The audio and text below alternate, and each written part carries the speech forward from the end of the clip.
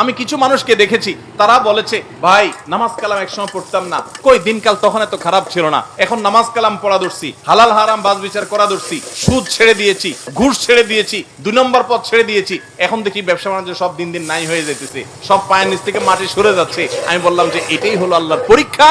আল্লাহর দিকে যখন আসে কেউ, আল্লাহর দিকে আগায়, সে কি আসলেই আগাচ্ছে কিনা, সে কতটা পিওর, তার ভিতর থেকে সে অগ্রসর হয়েছে কিনা, আল্লাহ তাআলা ধাক্কা দিয়ে পরীক্ষা করেন।